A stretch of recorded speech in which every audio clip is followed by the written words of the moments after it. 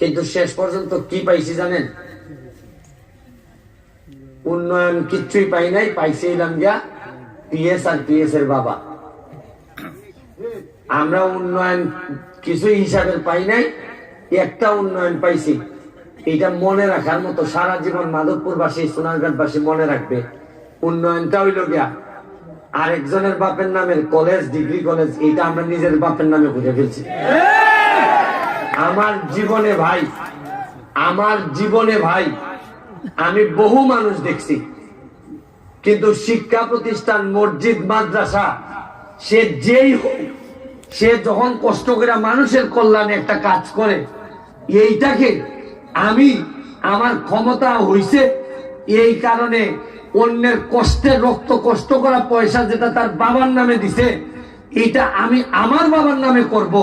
আমি জানি না যে কোন বিবেচনায় এই কাজটা মানুষ করতে পারে, আমার জানা নাই। জানা থাকলে আপনারা মাধবপুরের মানুষের থাকতে পারে। শুনেন, আমার কাছে মনে হয়েছে যে এই নির্বাচনটা আমি নিজের ইচ্ছায় আসি নাই, আমার নসিবে নিয়ে আইছি। বলে না যে পাপের ঘর যখন পূর্ণ হয় তখন যে কোনো জায়গায় আজরাইলের জন্ম হয়। আপনি একটা জিনিস মনে রাখবেন, মানুষকে যদি আপনি হাত দিয়ে মারেন সে মাফ করে দিবে, কিন্তু সে যদি অপমানিত বোধ করে তাহলে কিন্তু কোনোদিন মাফ হয় না।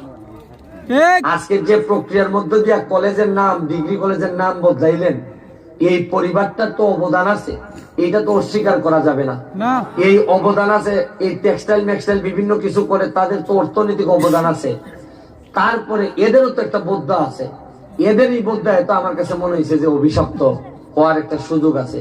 নাইলে কি কারণে আল্লাহ একজন এতিম ছেলেকে, যে ছেলেটার বাবা নাই, যে ছেলেটার কোন এমপি মন্ত্রীর ছেলে না, যে ছেলেটা কোনো শিল্পপতির ছেলে না, একটা পড়াশোনা করে একটা ব্যারিস্টার ছেলে কি কারণে আজকে এত জনপ্রিয় হয়ে ওঠে আপনাদের মনে এবং হৃদয়ে? আমি আপনাদেরকে এখন, আমার দোষ হচ্ছে কি আমি এইসব কথা বলি কেন? আপনারা গতকালকের পত্রিকাটা দেখছেন কিনা, যে 3 জন মন্ত্রীর লিস্ট দিচ্ছে যে যাদের সম্পদ বেড়ে গেছে অনেক।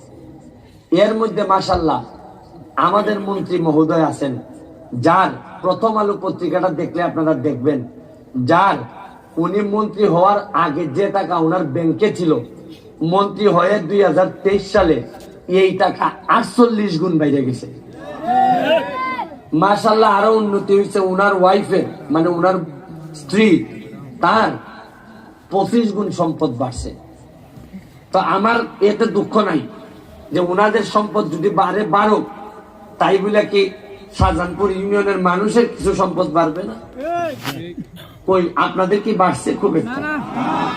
বরং আপনাদের যে রাস্তা, এই রাস্তায় বাড়ি ছেড়ে দেওয়ার মতো অবস্থা।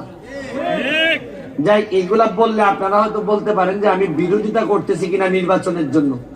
না, আমি ফ্যাক্টটা আপনাদের সামনে তুলে ধরলাম। আমি আপনাদের এখানে ভোট চাইতে আসি নাই, আমি আসছি যে আমার কাছে মনে হয়েছে যে আমার যে কারণে পাঠানো হয়েছে, আমি এখানে এমপি হইতে আসি নাই। আমি আসছি যদি আমাকে সম্মানিত করেন আল্লাহ, যেহেতু মুসাফিরের মতো নাইমে গেছি, বাংলাদেশের বড় বড় মাফিয়াদের বিরুদ্ধে যেহেতু যুদ্ধ করছি, আমি মনে করি যদি আমাকে সম্মানিত করেন তাহলে আপনাদেরকে সাথে করে নিয়ে মাধবপুর সোনারঘাটের উন্নয়নের ইতিহাস আমি বদলাই দিতে চাই। শুনেন, নিজের পিএস আর আশেপাশের 3-4 জন লোকরে নিয়ে ঘিরে রাখলে উন্নয়ন করা যায় না। নিজের সম্পদ যদি বেড়ে যায় উন্নয়ন করা যায় না। মাসে 3 মাসে একবার বাড়িতে আসলে মানুষের যন্ত্রণা টের পাওয়া যায় না। করোনার সময় সবাই যখন, নেতারা যখন মাঠে, তখন বড় নেতা যদি 3 মাস পরে এলাকায় আসেন, মানুষের যন্ত্রণা বুঝবেন না। চা বাগানের উন্নয়ন আন্দোলনের সময় যখন আমরা নৌকার ভোট নেই, আর চা বাগানের মানুষের আন্দোলনের সময় যখন তারা না খেয়ে আসে, তখন নেতা আসেন না। আর ভোটের সময় আসলেই বলতে হবে যে ভাই, আপনার নৌকা নিয়ে আইসি, চা বাগানের মানুষ আপনারা সব ভোট দিয়ে দেন। আর একটা কথা বলে শেষ করি, আজকে আমি যেখানে যাই এইখানে এরা ষড়যন্ত্র করে বলে ওরে নেওয়া যাবে না। আমারে যারা আয়োজন করে আনে তাদেরকে থ্রেট দেওয়া হয় যে ওরে, আপনারা চিন্তা করতে পারেন যে আমি একটা এতিম ছেলে রে এরা মিটিং কইরা চুনারঘাটের মাটিতে আওয়ামী লীগের নামে মিটিং করছে, কইরা যেখানে মাননীয় মন্ত্রী মহোদয় বসা ছিলেন, এইখানে একজনে তার ইউনিয়ন আওয়ামী লীগের সেক্রেটারি বক্তব্য দেয়া বলে ওই ছেলেটা যে নির্বাচনে দাঁড়াইছে ও একটা জারের সন্তান। আমি ইচ্ছা করলে মামলা করতে পারতাম, যদিও মাননীয় মন্ত্রী পরে তার পক্ষে উইটা উনি ক্ষমা প্রার্থনা করছেন, বলছেন যে ক্ষমা প্রার্থনা করলাম আমি, কিন্তু যা বলার তো আমি শুনছি, আমি আল্লাহর কাছে বিচার দিছি। আর আমার কাছে একটা বিশ্বাস, অন্যায়ভাবে যদি মানুষ আপনারা অপমান অপদস্থ করে, তাইলে নাকি স্বয়ং আল্লাহ তাআলা নাকি তার ইজ্জত দেওয়ার জন্য জিম্মাদার হয়ে যান। আমি আপনাদের কাছে দোয়া চাই, আমি হুজুরের কাছে ক্ষমা প্রার্থনা করতেছি, মধ্যখানে ঢুকে আমার কয়টা কথা বলতে হয়েছে।